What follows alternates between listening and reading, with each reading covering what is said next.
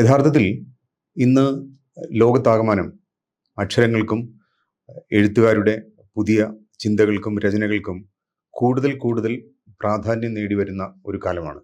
അതുകൊണ്ട് തന്നെയാണ് കേരളത്തിൽ തന്നെ എത്രയെത്ര പുസ്തകോത്സവങ്ങൾ, അക്ഷരോത്സവങ്ങൾ. അതിൻ്റെ ഒരു ഒരു ഒരു കാരണം കൂടുതൽ ജനങ്ങൾ കൂടുതൽ എഴുത്തിലേക്കും അവരുടെ വായനയിലേക്കും അക്ഷരങ്ങളിലേക്കും തിരിച്ചു പോകുമ്പോൾ മാത്രമേ, അല്ലെങ്കിൽ അതിലൂടെ കടന്നു പോകുമ്പോൾ മാത്രമേ തീർച്ചയായിട്ടും നമ്മുടെ സംസ്കാരത്തിനും നമ്മുടെ ഭാഷയ്ക്കും നിലനിൽപ്പുണ്ടാകുകയുള്ളൂ. ആ പരിശ്രമത്തിൻ്റെ ഒപ്പം നിൽക്കുക എന്ന ഉദ്ദേശത്തോടു കൂടിയാണ് മലയാളം ഓൺ ദ ഡോട്ട് എന്ന ഈ ചാനൽ ഞങ്ങൾ നിങ്ങൾക്ക് മുന്നിൽ എത്തിക്കുന്നത്. നിങ്ങൾ ഓരോരുത്തരും ഈ ചാനൽ സബ്സ്ക്രൈബ് ചെയ്യുക. ഇതിലൂടെ നിങ്ങൾക്ക് ലോക സാഹിത്യത്തിലും ഇന്ത്യൻ സാഹിത്യത്തിലും മലയാളത്തിലും എന്തൊക്കെയാണ് ഇത്ര കാലം സംഭവിച്ചത്, അല്ലെങ്കിൽ എന്തൊക്കെയാണ് ഇപ്പോൾ സംഭവിച്ചുകൊണ്ടിരിക്കുന്നത്, ഇനിയും സംഭവിക്കാൻ സാധ്യതയുള്ള സാഹിത്യ പ്രവണതകൾ എന്തൊക്കെയായിരിക്കും, ഇതിനെക്കുറിച്ചുള്ള വിവരങ്ങളാണ് ഞങ്ങൾ ഈ ചാനലിലൂടെ നിങ്ങൾക്ക് മുന്നിലെത്തിക്കുക. തീർച്ചയായിട്ടും നിങ്ങൾ ഞങ്ങൾക്കൊപ്പം ഉണ്ടാകും എന്ന് ഞങ്ങൾ കരുതുന്നു. നിങ്ങൾ ഓരോരുത്തരും അക്ഷരങ്ങളെ സ്നേഹിക്കുന്ന, സംസ്കാരത്തെ സ്നേഹിക്കുന്ന ഓരോരുത്തരും ഞങ്ങളുടെ ഈ ചാനൽ സബ്സ്ക്രൈബ് ചെയ്യുക.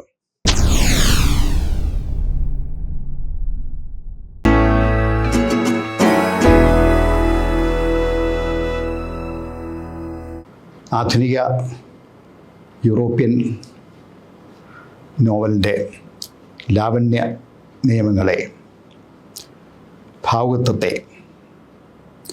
തിരുത്തിക്കുറിക്കുന്നതിൽ നിർണായകമായ പങ്കുവഹിച്ചിട്ടുള്ള നോവലിസ്റ്റായിരുന്നു ഡോസ്റ്റോയെവ്സ്കി. തൻ്റെ കാലഘട്ടത്തിൻ്റെ അടിയൊഴുക്കുകളെ, സാമൂഹികവും സാംസ്കാരികമായ അടിയൊഴുക്കുകളെ അതിൻ്റെ എല്ലാ സമഗ്രതയിലും കൂടെ ആവിഷ്കരിക്കുവാൻ ഡോസ്റ്റോയെവ്സ്കിക്ക് കഴിഞ്ഞിട്ടുണ്ട്. അങ്ങനെ പറയുമ്പോഴും ഡോസ്റ്റോയെവ്സ്കിയുടെ നോവലുകൾ സാമൂഹികമായ യാഥാർത്ഥ്യങ്ങളുടെ കേവലമായ ആവിഷ്കാരമായിരുന്നോ എന്ന കാര്യത്തിൽ സംശയമുണ്ട്. അദ്ദേഹത്തിൻ്റെ അതിപ്രശസ്തരായ സമകാലിക സാഹിത്യകാരന്മാർ, റഷ്യയിലെ തന്നെ ടോൾസ്റ്റോയും, ഫ്രാൻസിലെ വിക്ടർ യുഗോയും, ഇംഗ്ലണ്ടിലെ ചാൾസ് ഡിക്കൻസും ഒക്കെ 19-ാം നൂറ്റാണ്ടിൻ്റെ സാമൂഹിക യാഥാർത്ഥ്യങ്ങളെ നോവലിലൂടെ പ്രതിഫലിപ്പിക്കുവാൻ ശ്രമിച്ചവരാണ്. അവരുമായി താരതമ്യപ്പെടുത്തുമ്പോൾ ഡോസ്റ്റോയെവ്സ്കി കേവലമായ സാമൂഹ്യ യാഥാർത്ഥ്യങ്ങളെ ആവിഷ്കരിക്കുക മാത്രമല്ല ചെയ്തത് എന്ന് കാണുവാൻ കഴിയും. സാമൂഹിക ഘടനയെക്കുറിച്ച് സത്യസന്ധമായി രചിക്കുന്ന നോവലുകളായിരുന്നുവെങ്കിൽ അദ്ദേഹത്തിൻ്റെ കഥാപാത്രങ്ങളേറെയും 19-ാം നൂറ്റാണ്ടിൻ്റെ ഉത്തരാർദ്ധത്തിലുള്ള റഷ്യൻ കർഷകരും അവരുടെ ദാരിദ്ര്യവും അവരുടെ പ്രതിസന്ധികളുമൊക്കെ ആകുമായിരുന്നു. അന്നത്തെ റഷ്യയുടെ സാമൂഹിക ഘടനയെ വിശകലനം ചെയ്താൽ നമുക്ക് മനസ്സിലാവും, അവിടെ ഒരു ഉപരിവർഗവും പിന്നെ ഒരു ദരിദ്രവർഗമേ ഉണ്ടായിരുന്നുള്ളൂ. മധ്യവർഗം ഉണ്ടായിരുന്നില്ല. 85% ദരിദ്രരായിരുന്നു. അപ്പോൾ അവരുടെ പ്രശ്നങ്ങളും നിത്യജീവിതത്തിലെ അവരഭിമുഖീകരിക്കുന്ന പ്രതിസന്ധികളും ഒന്നും ആയിരുന്നില്ല ഡോസ്റ്റോയെവ്സ്കിയെ ആകർഷിച്ചത് എന്ന് കാണുവാൻ കഴിയും.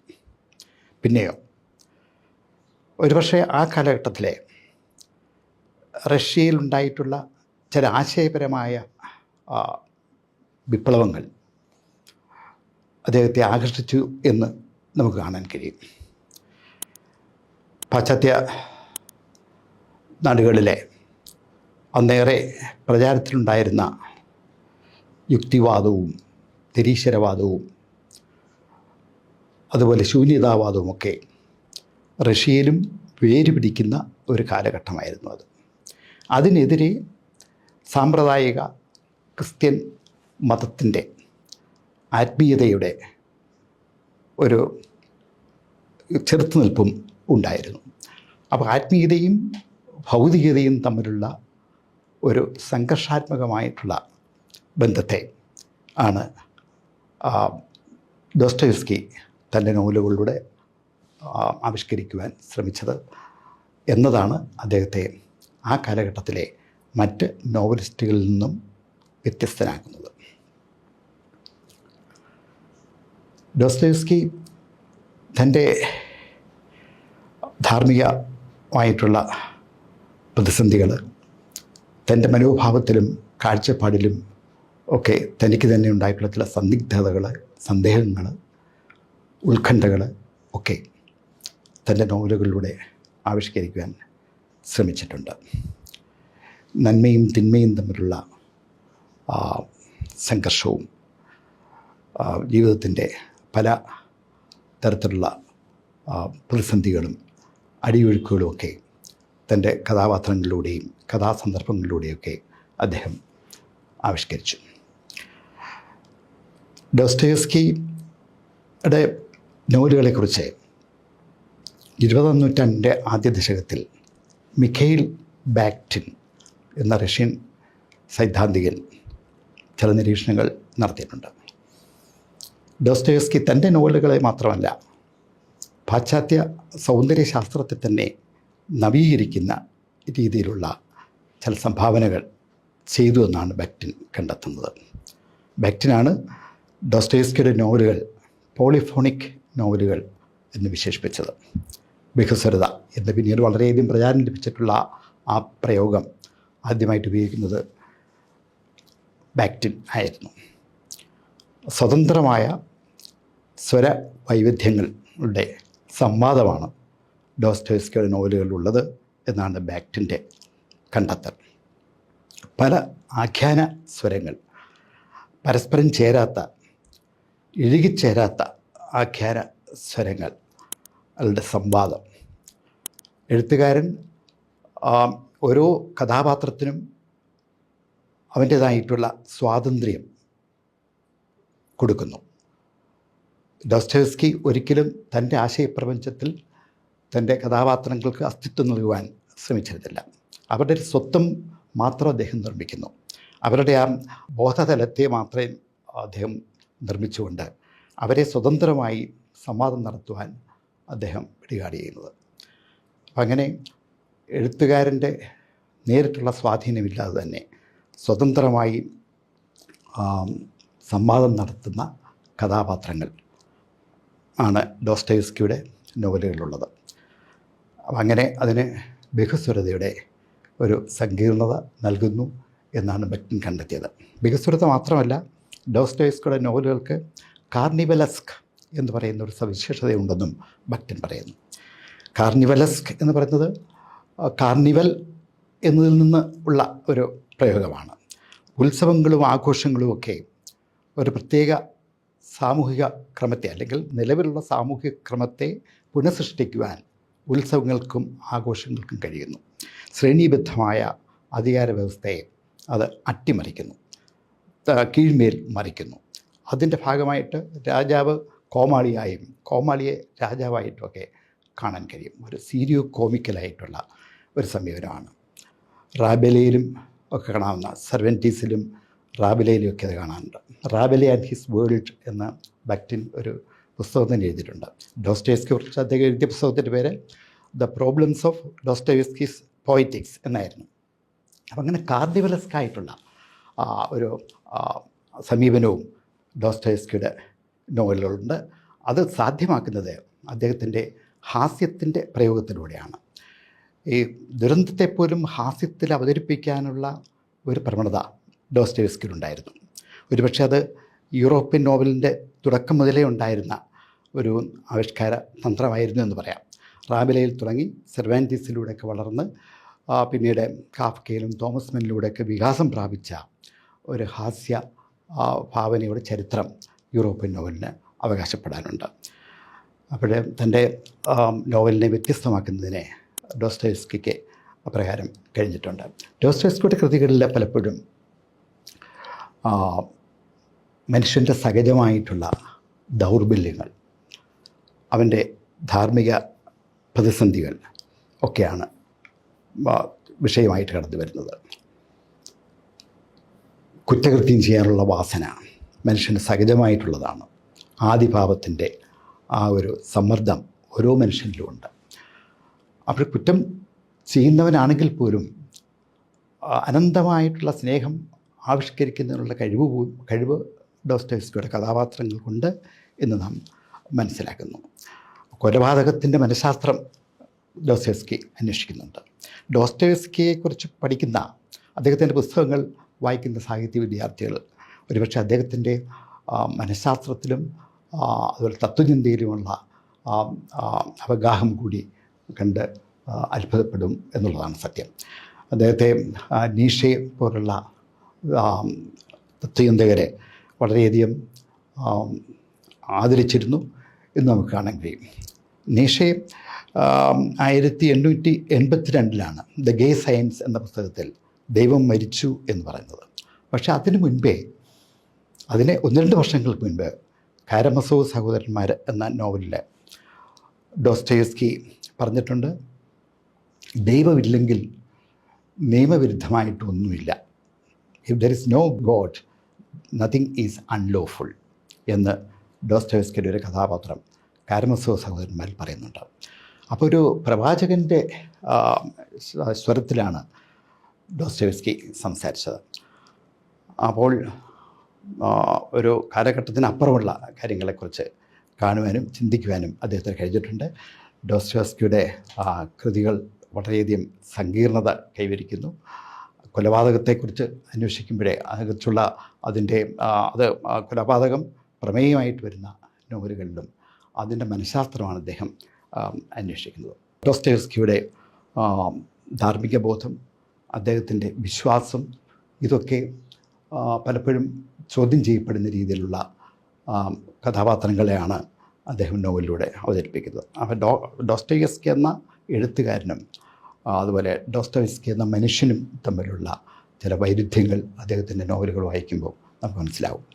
അദ്ദേഹത്തിൻ്റെ ജീവിതത്തിലേക്ക് പോവുകയാണെങ്കിൽ, അദ്ദേഹം 1821 നവംബർ 11 റഷ്യയിലെ മോസ്കോയിൽ ജനിച്ചത്. പിതാവ് ഡോക്ടർ മൈഖേൽ ഡോസ്റ്റോവസ്കി ആയിരുന്നു. മാതാവ് മറിയ. ഡോസ്റ്റോവസ്കി ജനിക്കുന്ന സമയത്തേക്കും സമ്പത്തൊക്കെ ക്ഷയിച്ചിരുന്നു. ഒരു സാധാരണ രീതിയിലുള്ള ജീവിതം നയിക്കാനുള്ള വരുമാനം മാത്രമേ കുടുംബത്തിലുണ്ടായിരുന്നുള്ളൂ. അച്ഛൻ ഡോക്ടറായിരുന്നിട്ട് പോലും അച്ഛനും ഡോസ്റ്റോവസ്കി ആയിട്ടുള്ള ബന്ധം വളരെയധികം വിവാദം ആയിരുന്നു. അച്ഛൻ സ്നേഹസമ്പന്നൻ ആയിരുന്നു എങ്കിൽ പോലും വളരെ കർക്കശ സ്വഭാവമുള്ള ആളായിരുന്നു. അപ്പം അത് ഡോസ്റ്റോവസ്കിയുടെ വ്യക്തിത്വത്തെയും സ്വഭാവത്തെയൊക്കെ അദ്ദേഹത്തിൻ്റെ എഴുത്തിനെ പോലും സ്വാധീനിച്ചിട്ടുണ്ടോ എന്ന സംശയമുണ്ട്. അച്ഛനും മകനുമായിട്ടുള്ള ബന്ധം ഒരുപക്ഷെ അതായിരിക്കും. ഫ്രോയിഡ് പാരിസൈഡ് ആൻഡ് ഡോസ്റ്റോവസ്കി എന്നൊരു പുസ്തകം എഴുതിയിട്ടുണ്ട്.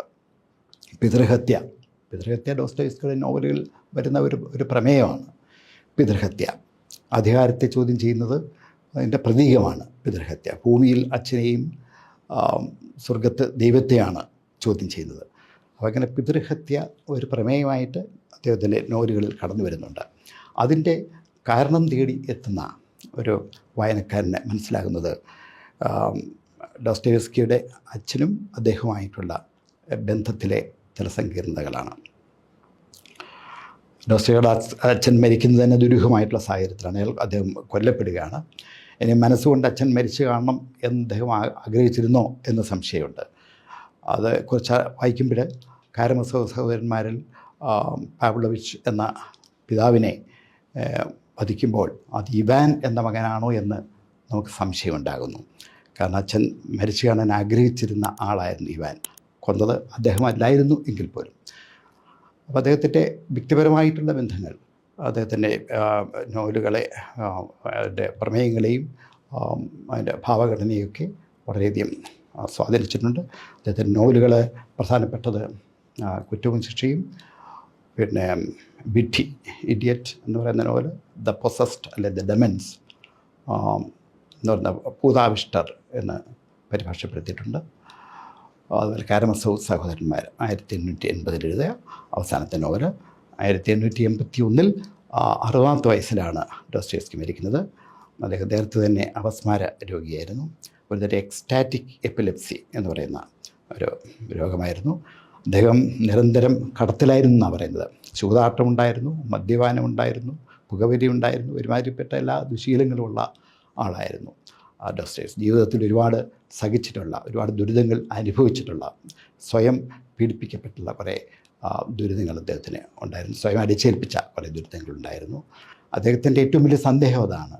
ദൈവത്തിൽ വിശ്വസിക്കുമ്പോഴും മനുഷ്യൻ എന്തിനാണ് ഇത്രയും ദുരിതങ്ങൾ അനുഭവിക്കുന്നത് എന്ന് അദ്ദേഹം ചോദിക്കാറുണ്ട്. ദൈവം കരുണയാണെങ്കിൽ മനുഷ്യൻ എങ്ങനെ ഇത്രയും ദുരിതങ്ങൾ സഹിക്കേണ്ട ആവശ്യം വരുന്നു എന്ന ചോദ്യം അദ്ദേഹത്തിൻ്റെ പല കഥാപാത്രങ്ങളിലൂടെയും അദ്ദേഹം ഉന്നയിക്കുന്നുണ്ട്.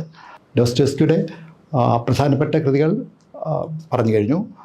നമുക്ക് അദ്ദേഹത്തിൻ്റെ കുറ്റവും ശിക്ഷയും അതുപോലെ കാരമസോവ് സഹോദരന്മാർ എന്ന 2 കൃതികളിലേക്ക് കടക്കാം. ഏതായാലും ഒരു കാലഘട്ടത്തിൻ്റെ പരിമിതികൾക്ക്, സീമകൾക്ക് അപ്പുറം പോകുന്ന, അതിനെ ഉല്ലംഘിക്കുന്ന എഴുത്തുകാരനായിരുന്നു, അതിനുള്ള പ്രതിഭയുള്ള എഴുത്തുകാരനായിരുന്നു ഡോസ്റ്റോയെവ്സ്കി എന്ന് പറയാൻ കഴിയും. അദ്ദേഹം ഒരുപക്ഷേ വളരെ വിവാദങ്ങളുടെയും വളരെ സങ്കീർണമായിട്ടുള്ള ആശയങ്ങളുടെയും ആവിഷ്കാരത്തിലൂടെ തനിക്ക് മാത്രം കഴിയുന്ന ചില കലാതന്ത്രങ്ങളിലൂടെ യൂറോപ്യൻ സാഹിത്യത്തിന് പുതിയ മാനങ്ങൾ നൽകിയിട്ടുണ്ട്. നിലവിലുള്ള രചനാരീതികളെ ഒരു തിരുത്തിക്കുറിച്ചുകൊണ്ട്, നവീകരിച്ചുകൊണ്ട് യൂറോപ്യൻ സാഹിത്യത്തിന്, ആധുനിക സാഹിത്യത്തിൻ്റെ മാനങ്ങൾ നൽകുന്നതിന് അദ്ദേഹത്തിന് കഴിഞ്ഞു. 19-ാം നൂറ്റാണ്ടിൽ ജനിച്ചു എന്നുള്ളതൊരു യാദൃച്ഛികത മാത്രമാകാം. അദ്ദേഹം സ്വാധീനിച്ചിട്ടുള്ള നോവലിസ്റ്റുകൾ പലരുണ്ട്. അമേരിക്കയിലെ ഫോക്നറും ഒക്കെ അദ്ദേഹത്തിൻ്റെ സ്വാധീനത്തിൽ ഉള്ളവരാണ്. പിന്നെ ആധുനിക എഴുത്തുകാർ പലരും ഡോസ്റ്റോയെവ്സ്കി, നീഷെ, ഡോസ്റ്റോയെവ്സ്കിയിലെ മനഃശാസ്ത്രം ആണ് ഇഷ്ടപ്പെടുന്നത്. അതുപോലെ സ്റ്റാലിൻ ഡോസ്റ്റോയെവ്സ്കിയിലെ മനഃശാസ്ത്രജ്ഞനെയുള്ള രീതിയും ഇഷ്ടപ്പെട്ടിരുന്നു. അപ്പം അങ്ങനെ ഡോസ്റ്റോയെവ്സ്കിയെക്കുറിച്ചുള്ളൊരു ആമുഖം ആണ് ഇവിടെ പറഞ്ഞത്. അദ്ദേഹത്തിൻ്റെ നോവലുകളിലെ പ്രമേയങ്ങൾ, അദ്ദേഹത്തിൻ്റെ ആവിഷ്കാര രീതികൾ, അദ്ദേഹം ആ കാലഘട്ടത്തിൻ്റെ സമസ്യകളെ എങ്ങനെ നേരിട്ടു, വ്യക്തിജീവിതത്തിലെ ഉത്കണ്ഠകളെയും സങ്കീർണതകളെയും എങ്ങനെ തൻ്റെ കഥാപ്രപഞ്ചത്തിനെ ഉള്ള അസംസ്കൃത പദാർത്ഥങ്ങളായിട്ട് അദ്ദേഹം മാറ്റി, എങ്ങനെ സ്വന്തം അനുഭവങ്ങളെ, സ്വന്തം ജീവിത പ്രതിസന്ധികളെ കലയിലൂടെ ആവിഷ്കരിക്കുവാൻ അദ്ദേഹം ശ്രമിച്ചു. എന്നാൽ എഴുത്തുകാരനെ ഒരിടത്തും നമുക്ക് കാണുവാനും കഴിയില്ല. അദ്ദേഹം പറയുന്ന കാര്യങ്ങൾ അദ്ദേഹത്തിൻ്റെ അനുഭവങ്ങളുടെ വെളിച്ചത്തിനാണെന്ന് നമുക്ക് പറയാൻ പറ്റില്ല. 19-ാം നൂറ്റാണ്ടിലെ റഷ്യയുടെ സാമൂഹിക ചരിത്രമാണെന്നും പറയാൻ പറ്റില്ല. ഇത് എക്കാലവും മനുഷ്യനുണ്ടാകുന്ന ചില പ്രശ്നങ്ങളാണ്, മനുഷ്യാവസ്ഥയെക്കുറിച്ച് തന്നെയാണ് അദ്ദേഹം നോവലിലൂടെ അവതരിപ്പിക്കുവാൻ ശ്രമിച്ചിട്ടുള്ളത്. അത് മറ്റാരും ചെയ്യാത്ത രീതിയിൽ അദ്ദേഹം ചെയ്തു എന്നുള്ളതാണ് അദ്ദേഹത്തിൻ്റെ വിദഗ്ധത എന്ന് കാണുവാൻ കഴിയും. ഡോസ്റ്റോയെവ്സ്കിയുടെ അതിപ്രശസ്തമായ നോവലാണ് കുറ്റവും ശിക്ഷയും. ഒരുപക്ഷെ വിശ്വസാഹിത്യത്തിൽ ഇത്രയേറെ ചർച്ച ചെയ്യപ്പെട്ടിട്ടുള്ള, പഠനത്തിന് വിധേയമായിട്ടുള്ള നോവലുകൾ ഏറെ ഉണ്ടാവില്ല. ഒരു കൊലപാതകമാണ് നോവലിൻ്റെ പ്രമേയം. ഒരുപക്ഷെ ഒരു സാധാരണ നോവലിസ്റ്റ് കൈകാര്യം ചെയ്താൽ വളരെ വികൃതമാകാവുന്ന ഒരു വിഷയം, ഒരു സാധാരണ വിഷയം, അസാധാരണമായ ഉൾക്കാഴ്ചയോട്, മനഃശാസ്ത്രപരമായ ഉൾക്കാഴ്ചയോട്, ദാർശനിക ഗരിമയോട് അവതരിപ്പിക്കുവാൻ ഡോസ്റ്റോയെവ്സ്കിക്ക് കഴിഞ്ഞു. സ്ഫോടനാത്മകമായിട്ടുള്ള ഒട്ടേറെ മുഹൂർത്തങ്ങളുള്ള ഒരു നോവലാണ്. അത് അത്യന്തം കൈയടക്കത്തോടെയാണ് ഡോസ്റ്റോയെവ്സ്കി അത് അവതരിപ്പിച്ചിരിക്കുന്നത്. ഒരു ബുദ്ധിജീവിയുടെ മനസ്സിലുണ്ടാകുന്ന ഭ്രാന്തമായ ഒരു ആശയം, താൻ സാധാരണക്കാരേക്കാൾ മുകളിലാണെന്നും അവർക്ക് മീതെയാണെന്നും അതുകൊണ്ട് തന്നെ സാധാരണ നിയമങ്ങളോ ധാർമ്മിക നിലപാടുകളോ തനിക്ക് ബാധകമല്ലെന്നോ ഒക്കെയുള്ളൊരു വിചാരം അയാളെ വേട്ടയാടിക്കൊണ്ടിരുന്നു. അയാൾ ദരിദ്രനാണ്, അഭ്യസ്തവിദ്യനാണ്, സെൻറ്റ് പീറ്റേഴ്സ്ബർഗിൽ താമസിക്കുന്ന ആളാണ്, യുവാവാണ്. തൻ്റെ ഭ്രാന്തമായ ആശയത്തെ, തീർത്തും പുതുമയുള്ള, എന്നാൽ മറ്റു പലരും കേട്ടാൽ ഞെട്ടുന്ന, പുച്ഛിച്ച് കളയുന്ന ആശയത്തെ പ്രാവർത്തികമാക്കാൻ വേണ്ടി അയാളൊരുങ്ങുകയാണ്. അയാളൊരു പക്ഷേ 19-ാം നൂറ്റാണ്ടിൻ്റെ അന്ത്യദശകങ്ങളിൽ റഷ്യയിൽ ഉദയം കൊണ്ട ഒരു പ്രത്യേക തരം ചിന്താഗതിയുടെ, ചിന്താധാരയുടെ പ്രയോക്താവാകാം. നിരീശ്വരവാദത്തിലും ശൂന്യതാവാദത്തിലുമൊക്കെ വിശ്വസിക്കുന്ന, ദൈവത്തെ നാടുകടത്തുന്നതിൽ സന്തോഷം കണ്ടെത്തിയ, ദൈവത്തിൻ്റെ മരണം ആഘോഷിക്കുന്ന ഒരു തലമുറയുടെ വക്താവാകാം റാസ്കോൾനിക്കോവ് എന്ന കഥയിലെ നായകൻ. അയാളൊരു കൊലപാതകം ചെയ്യാൻ തീരുമാനിക്കുന്നു. ഒരു കൊലപാതകം ചെയ്യുമ്പോൾ ക്രിമിനൽ കുറ്റത്തിൻ്റെ പശ്ചാത്തലത്തിൽ, ക്രിമിനോളജിയുടെ പശ്ചാത്തലത്തിൽ അതിനൊരു മോട്ടീവ് ഉണ്ടാവണം. എന്തിനു കൊല ചെയ്തു എന്നുള്ളൊരു മോട്ടീവ്. കുറ്റവും ശിക്ഷയും എന്നുള്ള നോവല് ക്രിമിനോളജി പഠിക്കുന്ന വിദ്യാർത്ഥികളും മനഃശാസ്ത്രജ്ഞരും തത്വചിന്ത പഠിക്കുന്നവരും ഒക്കെ വിശകലനം ചെയ്തിട്ടുള്ളതാണ്.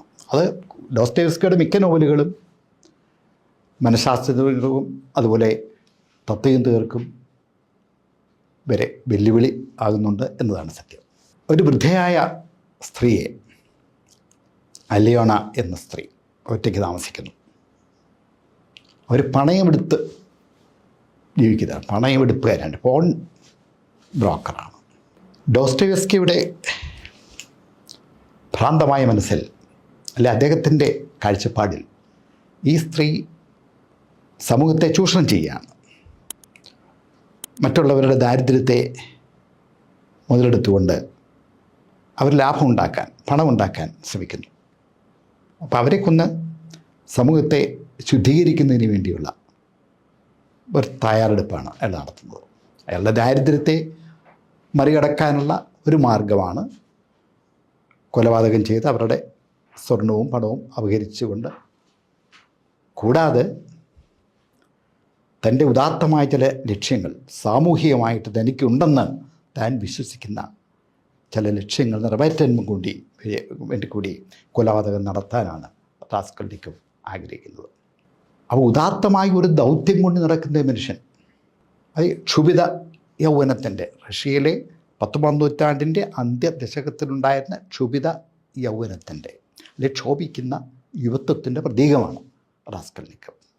ഏതെങ്കിലും ഒരു ആശയത്തിന് വേണ്ടി, ഒരു ആദർശത്തിന് വേണ്ടി തെറ്റ് ചെയ്യുന്നതിന് പോലും മടിയില്ലാത്ത ഒരു വിഭാഗത്തിൻ്റെ, ഒരു ചിന്താഗതിയുടെ, അതിൻ്റെ പ്രയോക്താവോ പ്രതിനിധിയോ ഒക്കെയാണ് റാസ്കോൾനിക്കോവ്. ഏതായാലും അലിയോണ എന്ന സ്ത്രീ താമസിക്കുന്ന ഇടത്തേക്ക് അദ്ദേഹം ചെല്ലുന്നു. കൊല്ലാൻ വേണ്ടി ചെന്നതാണ്. പക്ഷേ അന്ന് അയാൾക്ക് കൊലപാതകം നടപ്പാക്കാൻ കഴിയുന്നില്ല, കൊല ചെയ്യാൻ കഴിയുന്നില്ല. അയാൾ മാനസികമായിട്ട് അതിന് തയ്യാറല്ലായിരുന്നു. പലതരം ചിന്തകൾ അയാളെ മതിക്കുന്നു. ഹാംലെറ്റിൻ്റെ പ്രശ്നം ആയിരുന്നു, to be or not to be. കൊല്ലണോ വേണ്ടയോ, അല്ല എന്തിന് കൊല്ലണം, തൻ്റെ ന്യായീകരണങ്ങൾ ശരിയാണോ. അയാൾ വീണ്ടും വീണ്ടും തൻ്റെ ന്യായത്തെ, തൻ്റെ ന്യായീകരണങ്ങളെ വിശകലനം ചെയ്യുകയാണ്, പുനഃപരിശോധന നടത്തുകയാണ്. അയാൾ തിരിച്ചുപോയി. അപ്പോഴാണ് അപ്രതീക്ഷിതമായിട്ടുള്ള ചില സാമൂഹിക ചുറ്റുപാടുകൾ, ചില സംഭവ വികാസങ്ങൾ, അല്ലെങ്കിൽ അതിൻ്റെ കുത്തൊഴുക്കിൽപ്പെട്ട് അയാൾ ആകെ ആടിയുലയുന്നു. അയാൾ അതിനിടയ്ക്ക് പരിചയപ്പെട്ട സോണിയ എന്ന ഒരു പെൺകുട്ടി കുടുംബം പോറ്റാൻ വേണ്ടി വേശ്യാവൃത്തി നടത്തുന്നവളാണ്. സോണിയയുമായി റാസ്കോൾനിക്കോവ് പ്രണയത്തിലാവുന്നു. അവളുടെ ദുരിതമൊക്കെ അദ്ദേഹം നേരിട്ട് മനസ്സിലാക്കുന്നു. അയാളുടെ കുടുംബ പശ്ചാത്തലം അദ്ദേഹത്തെ വിഷമിപ്പിക്കുന്നു. അദ്ദേഹത്തിന് കാരുണ്യം തോന്നുന്നു സോണിയയോട്.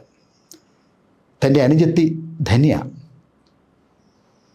കുടുംബത്തിലെ ദാരിദ്ര്യത്തിൻ്റെ പശ്ചാത്തലത്തിൽ ഇഷ്ടമില്ലാത്ത ഒരു വിവാഹത്തിന് തയ്യാറാവുന്നു. ഇങ്ങനെ പലതരം സമ്മർദ്ദങ്ങൾ. വൃദ്ധയെ കൊല ചെയ്തിട്ട് അവരുടെ ധനം അപഹരിച്ചാൽ തനിക്ക് സഹോദരിയെ മാന്യമായ രീതിയിൽ വിവാഹം ചെയ്ത് അയക്കാൻ കഴിയും, താൻ സ്നേഹിക്കുന്ന പെൺകുട്ടിയെ സഹായിക്കാൻ കഴിയും എന്നൊക്കെയുള്ള ചില ഉദ്ദേശങ്ങൾ വന്നു. അപ്പോൾ സമ്മർദ്ദങ്ങൾ അയാൾക്ക് വരുന്നു കൊലപാതകം നടപ്പാക്കാൻ. അദ്ദേഹത്തിൻ്റെതായിട്ടുള്ള ന്യായീകരണങ്ങൾ വേറെയും. ഇത് വെറുതെ അല്ലല്ലോ കൊലപാതകം ചെയ്യുന്നത്, എനിക്ക് ഉദാത്തമായ ഒരു സാമൂഹികമായ ലക്ഷ്യമുണ്ട്. അപ്പോൾ ഇതിനകത്തെ ധാർമ്മികതയെക്കുറിച്ച് അദ്ദേഹം ആലോചിക്കുന്നു. ആ ധാർമ്മികതയെ ഒരു പക്ഷേ അവഗണിച്ചുകൊണ്ട് ധർമാധർമ്മങ്ങൾ, കൊലപാതകത്തിൻ്റെ പിന്നിലെ ധാർമ്മികതയെ ചോദ്യം ചെയ്യുകയാണ് ഡോസ്റ്റോയെവ്സ്കി. അതിൻ്റെ നിയമപരതയും ധാർമ്മികതയും. ദാരിദ്ര്യം അനുഭവിക്കുന്ന ഒരാൾ ഉദാത്തമായ ഒരു ലക്ഷ്യത്തിന്, സാമൂഹികവും അല്ലെങ്കിൽ വ്യക്തിപരമായിട്ടുള്ള ലക്ഷ്യത്തിന് വേണ്ടി ഒരു കൊലപാതകം നടന്നാൽ അത് സാധാരണ ഒരു കുറ്റമാണോ? കൊലപാതകം നടക്കുമ്പോൾ കൊലപാതകം നടത്തുന്ന ആൾ ഒരു ലക്ഷ്യബോധവുമില്ലാതെ വെറും പൈശാചികമായ ഒരു പ്രവൃത്തിയാണോ നടത്തുന്നത്? അയാളെ അതിൻ്റെ തീവ്രതയിൽ നിന്നും അയാളെ രക്ഷിക്കുന്നതിന് അയാളുടെ ധർമ്മ സംഹിതകളും അദൃശ്യങ്ങളും ഒക്കെ സഹായിക്കുമോ എന്നൊക്കെയുള്ള പരിശോധന നടത്തുകയാണ്. ഒടുവിൽ വൃദ്ധയെ അയാൾ കൊല്ലുന്നു. വൃദ്ധയെ മാത്രമല്ല, സംഭവം നടക്കുമ്പോൾ അവിടെ വന്ന വൃദ്ധയുടെ സഹോദരി ലിസാവറ്റയും അദ്ദേഹം കൊല്ലുന്നു. എന്നിട്ട് കയ്യിൽ കിട്ടിയതൊക്കെ എടുത്ത് കൊണ്ടുപോകുന്നു. അവരുടെ ഭണ്ഡങ്ങളെ കയ്യിൽ എന്തൊക്കെയോ കിട്ടിയോ, പേഴ്സും ഒക്കെ ഉണ്ട്. അതൊന്നും എന്നെ നോക്കി എന്തുമാത്രം ഉണ്ടെന്നൊന്നും അയാൾ നോക്കുന്നില്ല. അയാൾ അതുകൊണ്ടുതന്നെ ഒരു പാറയുടെ അടിയിൽ കൊണ്ട് ഒളിച്ചു വയ്ക്കുന്നു. കുറ്റം ചെയ്യുന്നതിന് മുൻപുള്ള റാസ്കോൾനിക്കവും കുറ്റം ചെയ്തു കഴിഞ്ഞുള്ള റാസ്കോൾനിക്കവും രണ്ട് വ്യത്യസ്തരായിട്ടുള്ള മാനസികാവസ്ഥയിലുള്ളവരാണ് എന്ന് നാം മനസ്സിലാക്കുന്നു. കുറ്റബോധം അയാളെ വേട്ടയാടുന്നു. അയാൾക്ക് ഉറങ്ങാൻ കഴിയുന്നില്ല.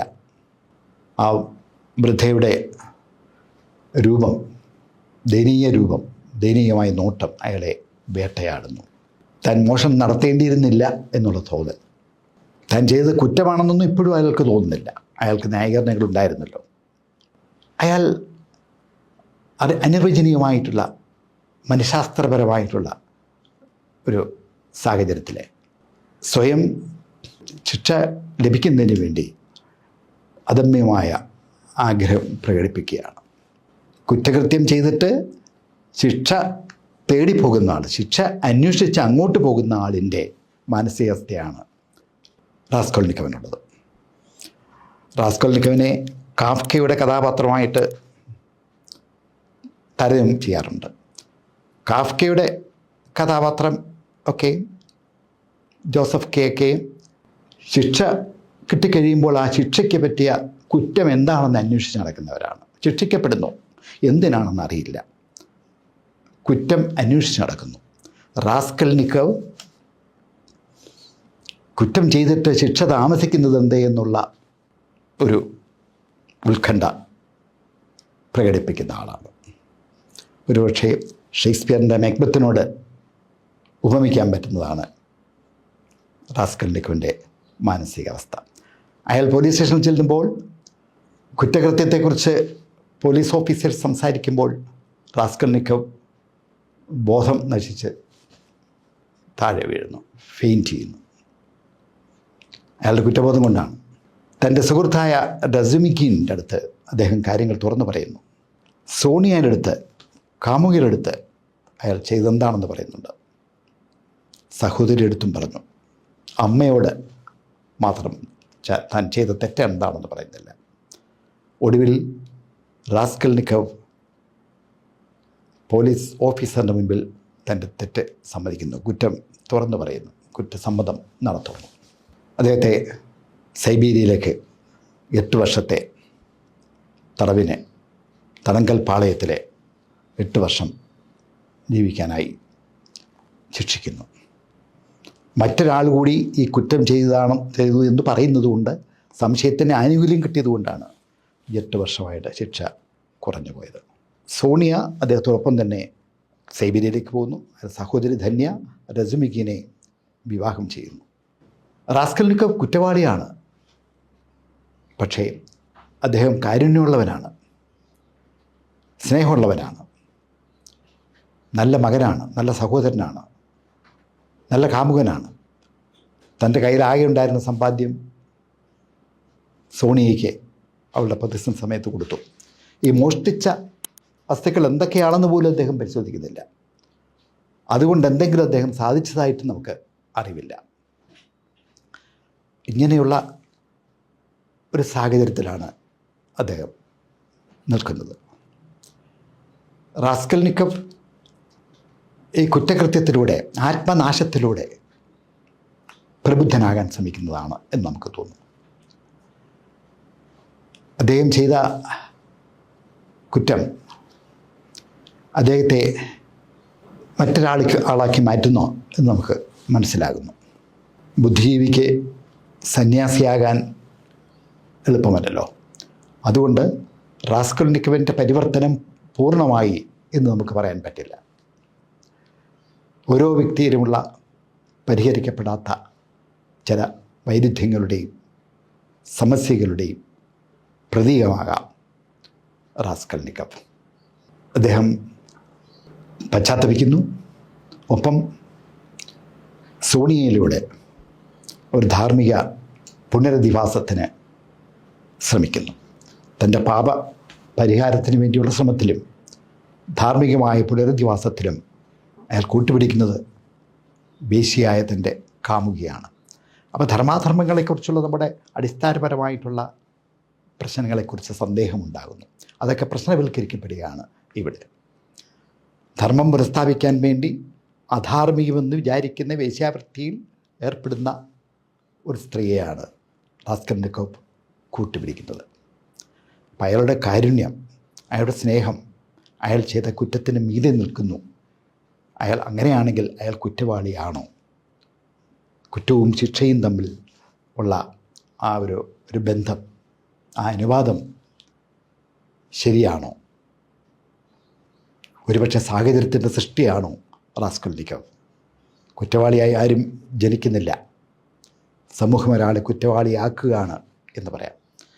അയാൾ സമാഹരിച്ചാൽ അയാൾ ഉദയം ചെയ്ത ചില സവിശേഷമായിട്ടുള്ള വിചിത്രമായിട്ടുള്ള ചില ചിന്തകൾ, ചില ധാരണകൾ, ചില ആശയങ്ങൾ അയാളെ കൊണ്ട് തെറ്റിയച്ചതാണ്. അപ്പോൾ അയാൾക്ക് ന്യായീകരണങ്ങളുണ്ട്, അയാൾക്ക് സാമൂഹികമായിട്ടുള്ള ലക്ഷ്യങ്ങളുണ്ട്. മോഷ്ടിച്ച് കിട്ടിയ സാധനങ്ങളൊന്നും അയാൾ ഒന്നിനും വേണ്ടിയും ഉപയോഗിക്കുന്നുമില്ല. അപ്പോൾ ഒരു സാധാരണ കൊലപാതകിയാണ് റാസ്കൽനിക്കോവ് എന്ന് നമുക്ക് പറയാൻ കഴിയില്ല. മനഃശാസ്ത്രപരമായ ഒട്ടേറെ സാധ്യതകളുള്ള, മനഃശാസ്ത്രപരമായ ഒട്ടേറെ വിശകലനങ്ങൾക്ക് വിധേയമാക്കാവുന്ന കൃതിയാണ്.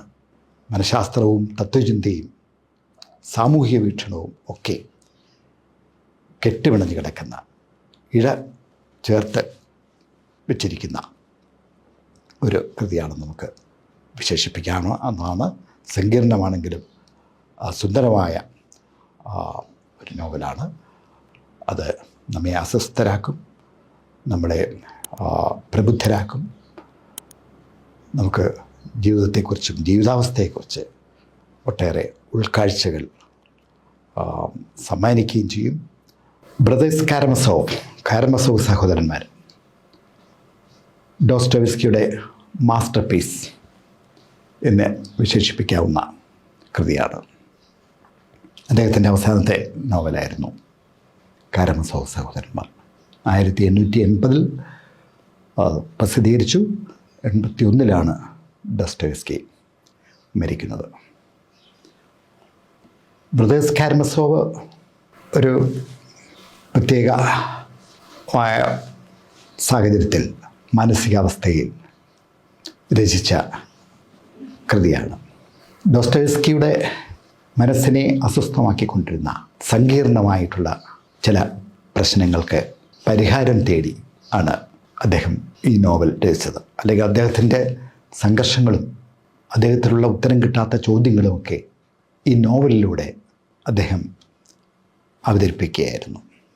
പിതൃഹത്യയാണ് ഈ നോവലിൻ്റെ പ്രമേയം എന്ന് വേണമെങ്കിൽ ഒരു ലളിതവൽക്കരണം നടത്താവുന്നതാണ്. അതോടൊപ്പം തന്നെ ജീവിതാവസ്ഥയെക്കുറിച്ചുള്ള ആഴത്തിലുള്ള സമഗ്രമായ ഒരു അന്വേഷണമാണ് ഈ നോവൽ. മനുഷ്യബന്ധങ്ങളിലെ സങ്കീർണതകൾ, അതിലെ വൈരുദ്ധ്യങ്ങൾ ഒക്കെ എല്ലാ കൃതികളിലും എന്നതുപോലെ ഇവിടെയും മനഃശാസ്ത്രപരമായ ഉൾക്കാഴ്ചയോട് ഡോസ്റ്റോയെവ്സ്കി പരിശോധിക്കുന്നു. ഇതിൽ ഒരു കുടുംബത്തിൻ്റെ കഥ ഡോസ്റ്റോയെവ്സ്കി അനാവരണം ചെയ്യുന്നു. ഫിയഡോർ പാവ്ലോവിച്ച് എന്ന മനുഷ്യന് 3 ആൺമക്കളുണ്ട്. ഡിമിട്രി, ഇവാൻ, അലോഷ എന്ന 3 മക്കൾ. പാവ്ലോവിച്ച് സുഖലോലുപ ജീവിതം നയിക്കുന്ന ഒരു മനുഷ്യനാണ്. അലസമായ ജീവിതം നയിക്കുന്ന സ്ത്രീലമ്പടനായിട്ടുള്ള ഒരു വ്യക്തി. മക്കളെക്കുറിച്ചോ മക്കളുടെ ക്ഷേമത്തെക്കുറിച്ചോ ഒന്നും വലിയ ഉത്കണ്ഠകളൊന്നുമില്ലാത്ത മനുഷ്യൻ. അതുകൊണ്ട് തന്നെ മക്കൾ അദ്ദേഹത്തിൽ നിന്നും അകലുന്നു എന്നയാൾ മനസ്സിലാക്കുന്നു. തൻ്റെ സ്വത്ത് വാങ്ങാൻ വേണ്ടി മാത്രമേ അവർക്ക് താല്പര്യമുള്ളൂ എന്നും അദ്ദേഹം മനസ്സിലാക്കുന്നു. ഡിമിട്രി എന്ന മൂത്ത മകൻ അച്ഛനെ പോലെ തന്നെയാണ്. അയാളും കുസുമാന്തരലോലൻ ആയിരുന്നു, മദ്യപനായിരുന്നു. അച്ഛൻ്റെ അടുത്ത് അയാൾ കലഹിക്കുന്നത് 2 കാര്യങ്ങൾക്ക് വേണ്ടിയായിരുന്നു. സ്വത്തിനു വേണ്ടിയും ഗ്രശങ്ക എന്ന പെൺകുട്ടിക്ക് വേണ്ടിയും. ഗ്രശങ്ക അച്ഛനെയും മകനെയും വശീകരിച്ചിരുന്നു, അച്ഛനെയും മകനെയും കാമുകന്മാരാക്കിയിരുന്നു എന്ന് കാണാം. ഡിമിട്രി അച്ഛൻ മരിച്ചു കാണാൻ ഏറ്റവും ആഗ്രഹിച്ചിരുന്ന മനുഷ്യനാണ്. അച്ഛൻ്റെ ഏകാധിപത്യം, സ്വേച്ഛാധിപത്യം, അപ്രമാദിത്വം അവസാനിച്ച് കാണാൻ മനസ്സുകൊണ്ടേറെ ആഗ്രഹിച്ചിട്ടുള്ള ആളാണ് ഡിമിട്രി. അത് പലരോട് അദ്ദേഹം പറഞ്ഞിട്ടുമുണ്ട്. 2ാമത്തെ ആളാണ് ഇവാൻ. ബുദ്ധിജീവിയാണ്, വിദ്യാസമ്പന്നനാണ്, ഏകാഗിയാണ്, നിരീശ്വരവാദിയാണ്. അയാൾക്കും അച്ഛനെ ഇഷ്ടമല്ല. അയാൾ കാതറീന എന്നൊരു പെൺകുട്ടിയെ ഇഷ്ടപ്പെടുന്നുണ്ട്. കാതറീന ഡിമിട്രിയായിട്ടും ഇഷ്ടമുണ്ട്. ത്രികോണ പ്രേമം നോവലിൽ വരുന്നുണ്ട്. അയാൾക്കൊരു സിദ്ധാന്തമുണ്ട്. ദൈവമില്ലെങ്കിൽ നിയമവിരുദ്ധമായിട്ട് ലോകത്തൊന്നുമില്ല എന്ന് വിചാരിക്കുന്ന ആളാണ്. അപ്പം ദൈവമില്ലാത്ത ലോകത്ത്, അല്ലെ ദൈവത്തെ നാടുകടത്തുന്ന ഒരു സമൂഹത്തിൽ എല്ലാം നിയമവിധേയമാണ്, തെറ്റുകളൊന്നുമില്ല, കുറ്റങ്ങളൊന്നുമില്ല എന്ന സിദ്ധാന്തം അയാൾക്ക് മാത്രം അവകാശപ്പെട്ടതാണ്. അയാൾ തികഞ്ഞ ശൂന്യതാവാദിയാണ് എന്ന് കാണാൻ കഴിയും. 3ാമത്തെ മകനായിട്ടുള്ള അലോഷ ആത്മീയതയുടെ പ്രതീകമാണ്. പുരോഹിതനാകാൻ വേണ്ടി സെമിനാരിയിൽ പഠിക്കുന്ന ആളാണ്. അയാൾക്ക് ഇവാൻ്റെ നിരീശ്വരവാദത്തോട് കടുത്ത എതിർപ്പാനുള്ളത്. അയാളുടെ ഭൗതികവാദത്തിൽ വിശ്വസിക്കുന്ന ആളല്ല. അയാൾ ദൈവത്തെ ഭയക്കുന്ന, ദൈവത്തെ മനസ്സിൽ കൊണ്ടു നടക്കുന്ന, സത്യത്തിൻ്റെ മാർഗത്തിലൂടെ സഞ്ചരിക്കുന്ന, കാരുണ്യവാനായിട്ടുള്ള, സ്നേഹസമ്പന്നനായിട്ടുള്ള മനുഷ്യനാണ്. കുടുംബത്തിലും പുറത്തുമുള്ള സംഘർഷഭരിതമായിട്ടുള്ള പല സാഹചര്യങ്ങളിലും ഇടപെട്ട് അതൊക്കെ പരിഹരിക്കുവാൻ വേണ്ടി ശ്രമിക്കുന്ന സമാധാനത്തിൻ്റെ സന്ദേശവാഹകൻ കൂടിയാണ് നല്ലവനായ അലോഷ. അലോഷയും ഇവാനുമായിട്ട് നടത്തുന്ന ഒരു സംവാദമുണ്ട്. ബൃഹത്തായ നോവലിൻ്റെ പുസ്തകം 5 ഗ്രാൻഡ് ഇൻക്വിസിറ്റർ എന്ന ഒരു ചാപ്റ്റർ ഉണ്ട്. അത് മാത്രം ആയിട്ട് പുസ്തകം വായിക്കാൻ കിട്ടും. ഡോസ്റ്റോയെവ്സ്കിയുടെ ഗ്രാൻഡ് ഇൻക്വിസിറ്റർ. അതിൽ ഇവാൻ തൻ്റെ ആശയങ്ങൾ സഹോദരനായ അലോഷ്യസിന് മുമ്പിൽ അവതരിപ്പിക്കുകയാണ്. 2 പേരും 2 ചിന്താഗതികളുടെ വക്താക്കളാണ്, പ്രതിനിധികളാണ്. ഒരാൾ ഭൗതികവാദത്തിൻ്റെയും നിരീശ്വരവാദത്തിൻ്റെയും ശക്തനായ വക്താവ് ഇവാൻ, മറ്റേയാൾ ഈശ്വര വിശ്വാസി ദൈവവിശ്വാസി. ഗ്രാൻഡ് ഇൻക്വിസിറ്റർ എന്ന് പറയുന്നത് ഒരു ഭാവനയുടെ സൃഷ്ടിയായിട്ട്, ഒരു കവിത ആയിട്ടാണ് ഇവാൻ അവതരിപ്പിക്കുന്നത് സഹോദരന് മുൻപിൽ. ഇവാൻ പറയുന്നത് കാരുണ്യമുണ്ടെന്ന് ക്രിസ്തുമതം അവകാശപ്പെടുന്നു. എങ്കിൽ ഭൂമിയിൽ എന്താണ് ഇത്രയും ദുരിതം? നിഷ്കളങ്കരായിട്ടുള്ള കുട്ടികൾ പോലും ഇവിടെ ദുരിതം അനുഭവിക്കുന്നു, കഷ്ടപ്പെടുന്നു. ഈ വൈരുദ്ധ്യങ്ങളെ എങ്ങനെ സമീപിക്കും?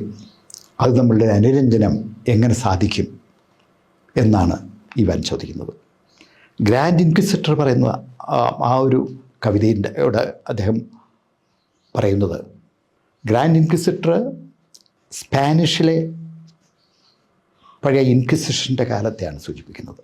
മതനിന്ദ നടത്തുന്ന, ദൈവദൂഷണം നടത്തുന്നവരെ വിചാരണ ചെയ്യുന്ന ന്യായാധിപ സമിതിയാണ് ഇൻക്വിസിഷൻ.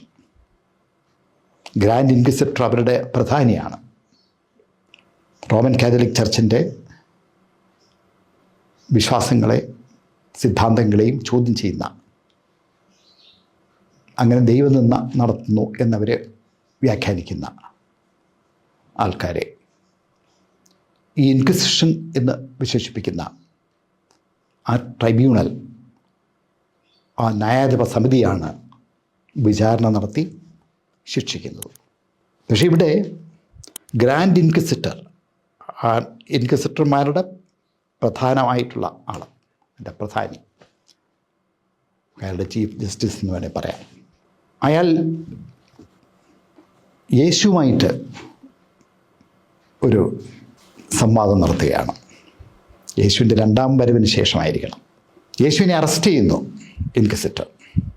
യേശു ദൈവനിന്ദ നടത്തി എന്നാണ് ഇൻക്വിസിറ്റർ പറയുന്നത്. കത്തോലിക്ക സഭയുടെ വിശ്വാസ പ്രമാണങ്ങളെ യേശു ചോദ്യം ചെയ്തിരിക്കുന്നു, ദൈവനിന്ദ നടത്തിയിരിക്കുന്നു.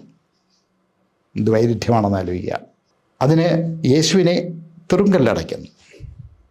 പിന്നീട് തുറങ്കലിൽ ചെന്ന്, യേശു കിടക്കുന്ന സെല്ലിൽ ചെന്ന് ഈ ഇൻക്വിസിറ്റർ യേശുവിനോട് ഇതിൻ്റെ സാഹചര്യങ്ങൾ വ്യക്തമാക്കുന്നു. എന്തുകൊണ്ടാണ് യേശുവിനെ ശിക്ഷിക്കുന്നത്?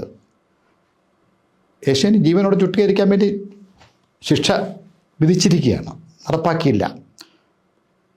തുറങ്കലിൽ കിടക്കുന്ന യേശുവിൻ്റെ അടുത്ത് ഇൻക്വിസിറ്ററി ഒന്ന് അതിൻ്റെ സാഹചര്യങ്ങൾ, അതിൻ്റെ കാരണങ്ങൾ പറയണം, ന്യായീകരണം നടത്തുകയാണ്. യേശു മനുഷ്യന് നൽകിയ ഈ സ്വതന്ത്ര ഇച്ഛാശക്തി ഉണ്ടല്ലോ, ഫ്രീ വിൽ, അത് വലിയ ഭാരമായി മാറിയിരിക്കുകയാണ് മനുഷ്യരാശിക്ക്. അതുകൊണ്ട് സഭാവിശ്വാസികൾ സാത്താൻ്റെ വചനങ്ങളാണ് ഇപ്പോൾ കേട്ടുകൊണ്ടിരിക്കുന്നത്. സാത്താൻ്റെ വാഗ്ദാനങ്ങളിൽ അവർ വിശ്വസിക്കുന്നു. സാത്താൻ ഭൗതികമായ എല്ലാ സുഖങ്ങളും സാത്താൻ്റെ വിശ്വാസികൾക്ക് വാഗ്ദാനം ചെയ്യുന്നു. പകരം യേശു പറയുന്ന, അല്ലേ ക്രിസ്തുമതം പറയുന്ന, വാഗ്ദാനം ചെയ്യുന്ന ആ സ്വതന്ത്രമായ ഇച്ഛാശക്തി മനുഷ്യന് ഉത്കണ്ഠയും ദുരിതവും മാത്രമേ നൽകുകയുള്ളൂ.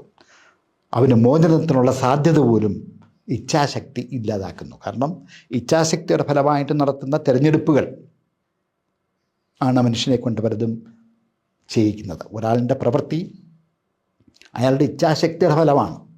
അങ്ങനെ വരുമ്പോൾ ആ പ്രവൃത്തിയുടെ ഉത്തരവാദിത്വം അയാൾക്കാണ്, അതിന് ധാർമ്മികമായ ഉത്തരവാദിത്വം അയാൾക്കാണ്. അപ്പോൾ ധാർമ്മികമായ ഉത്തരവാദിത്വങ്ങൾ ഏറ്റെടുത്തുകൊണ്ട് ഇച്ഛാശക്തിയുടെ പേരിൽ എന്തെങ്കിലും പ്രവർത്തിക്കുമ്പോൾ കടുത്ത ഉത്കണ്ഠയാണ് ഒരു വ്യക്തിക്കുണ്ടാകുന്നത്. ആ തിരഞ്ഞെടുപ്പ് തെറ്റിക്കഴിഞ്ഞാൽ അയാൾക്ക് ശിക്ഷ ലഭിക്കുമെന്ന് ഉറപ്പാണ്, അയാൾക്ക് മോചനം ലഭിക്കില്ല. അപ്പോൾ ഇച്ഛാശക്തി എന്ന് പറയുന്നത് മനുഷ്യനൊരു ഭാരമാണ്, എടുക്കാൻ കഴിയാത്ത ഒരു ഭാരമാണ്. അതുകൊണ്ടാണ് യേശുവിനെ ശിക്ഷിക്കുന്നത്. ഇത്രയും പറഞ്ഞു കഴിഞ്ഞപ്പോൾ യേശു ഗ്രാൻഡ് ഇൻക്വിസിറ്ററെ ചുംബിക്കുന്നു. എന്തായാലും യേശുവിനെ വെറുതെ വിടുകയാണ്. ഇനി ഒരിക്കലും ഇങ്ങോട്ട് വന്നേക്കരുത് എന്ന് പറഞ്ഞ് ഒരു മുന്നറിയിപ്പ് നൽകിയിട്ട് ശിക്ഷ നടപ്പാക്കാതെ ഗ്രാൻഡ് ഇൻക്വിസിറ്റർ വിടുന്നു. ഈ കഥയ്ക്കുള്ളിലെ കഥയാണിത്, നോവലിനുള്ളിലെ ഒരു കഥ. ഈ കഥ ഇവാൻ സഹോദരനായ അലോഷ്യൻ്റെ മുൻപിലാണ് പറയുന്നത്. കഥ കേട്ട് കഴിഞ്ഞപ്പോൾ അലോഷ്യയും സഹോദരനെ ഉമ്മ വെച്ചു, യേശു ചെയ്തതുപോലെ. കാരണം വിശ്വാസം നടപ്പാക്കുന്നതിനുള്ള പ്രതിസന്ധികളെക്കുറിച്ച്, തടസ്സങ്ങളെക്കുറിച്ച് അലോഷ്യയും ബോധവാനാണ് എന്നാണ് ആ ചുംബനം കാണിക്കുന്നത്. ഏറെ താമസിയാതെ പാവ്ലോവിഷ് കൊല ചെയ്യപ്പെടുന്നു. ദിമിട്രിയാണ് സംശയിക്കുന്നത്. സാഹചര്യത്തിൻ്റെ തെളിവുകൾ ദിമിട്രിക്കെതിരെയായിരുന്നു. ദിമിട്രി എഴുതിയ ഒരു കത്ത് വരെ കാതറീൻ്റെ, അയാളുടെ കാമുകിയുടെ കയ്യിലുണ്ടായിരുന്നു. പലരോടും അച്ഛനെ കൊല്ലുമെന്ന് ദിമിട്രി പറഞ്ഞിട്ടുണ്ട്. ദിമിട്രിയെ ജയിലിൽ അടയ്ക്കുന്നു. എന്നാൽ സ്മെർനിക്കോവ് എന്ന പാവ്ലോവിഷിൻ്റെ ഒരു ജാരസന്ധതിയാണ് യഥാർത്ഥത്തിൽ കൊലപാതകം നടത്തിയത്.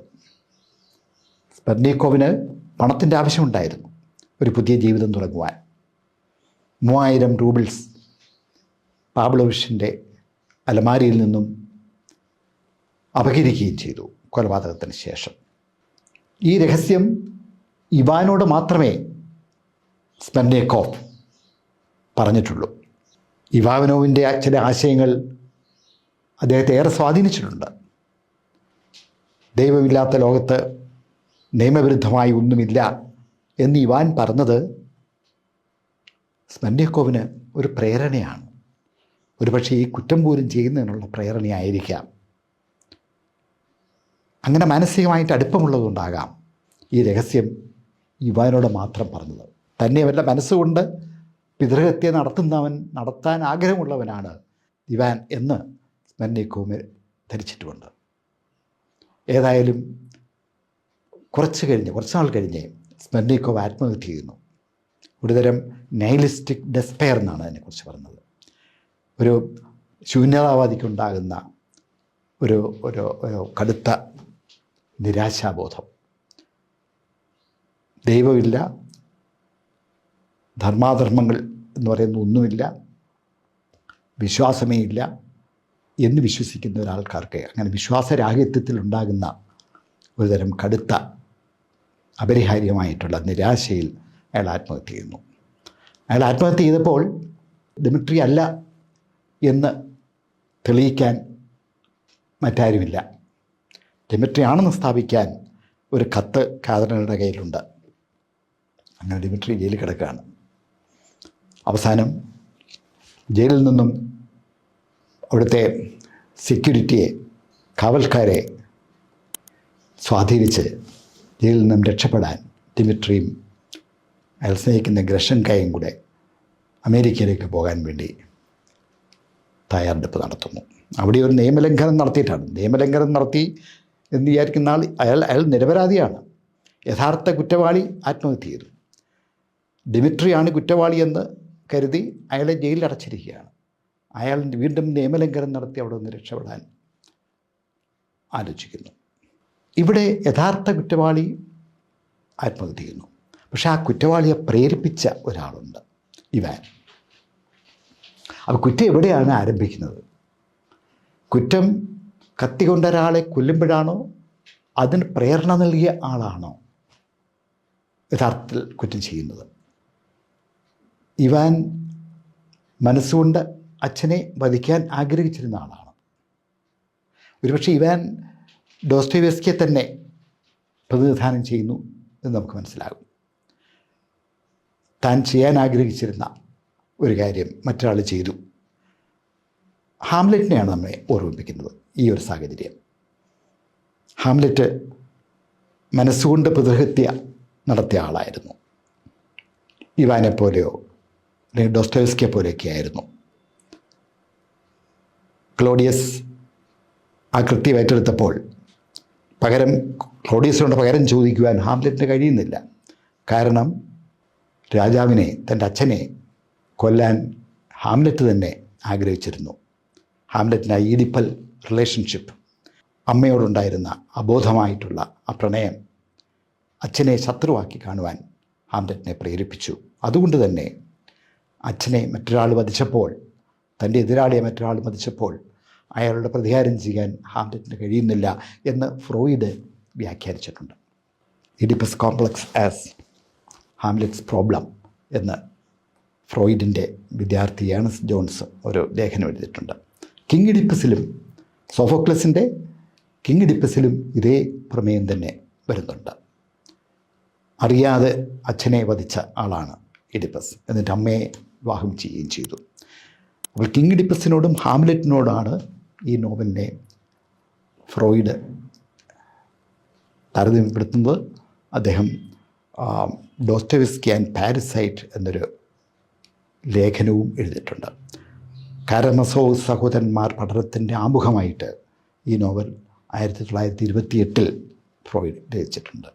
അപ്പോൾ വളരെ സങ്കീർണമായിട്ടുള്ള പ്രശ്നങ്ങളെ മനഃശാസ്ത്രപരമായി ഒട്ടേറെ സങ്കീർണതകളുള്ള പ്രശ്നത്തെ ആണ്, അല്ലെങ്കിൽ ദാർശനികമായി ഒട്ടേറെ വെല്ലുവിളികളുള്ള ഒരു വിഷയത്തെയാണ് ഡോസ്റ്റോവസ്കി കാരമസോവ് സഹോദരന്മാരിൽ ആവിഷ്കരിച്ചിരിക്കുന്നത്.